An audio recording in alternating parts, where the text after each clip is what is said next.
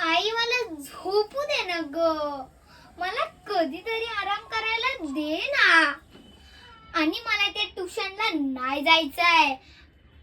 ती मला टीचर नाही आवडत आणि केवढाचा अभ्यास. असं वाटतं नको रे बाबा. स्कूलचा करू का ट्युशनचा करू? एक काय ते सांग मला. बरं, ट्युशन वरून आल्यावर स्कूलला जायची घाई, युनिफॉर्म घाला, नाश्ता करा, बॅग भरा, एवढं सगळं करून बस पकडायला दररोज उशीर होतो. स्कूल मध्ये गेल्यावर आम्हाला काही कमी त्रास आहे? एवढं वजन घेऊन चौथ्या माळ्यावर जावा, तेवढं वजन घेऊन परत खाली आणा, तेवढं तर आमच्या अर्धी ताकदच संपते. आणि काय ते विषय, इंग्लिश, सायन्स तरी तुम्हाला लहानपणी कळायचं का? मॅथचं नाव घेतल्यावर माझं डोकं जाऊट होतं. आजीने एवढा तुला त्रास दिलेला का? थांब आता, आजीलाच नाव सांगते.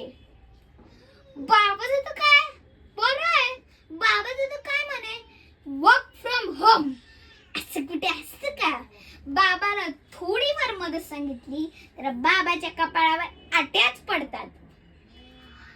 आई प्लीज माझ्यावर एवढा ताण नको ना देऊ प्लीज. बरं असो. आणि काय काय ते आझाद मैदान काय ते बोलतात ते कुठे आहे ग? तू तिकडे मला घेऊन चल ना. माझ्यासोबत सगळे मैत्रिणी पण येणार आहेत. माझ्या पण मैत्रिणींना त्या सगळ्या त्रासाचा कंटाळा आलाय.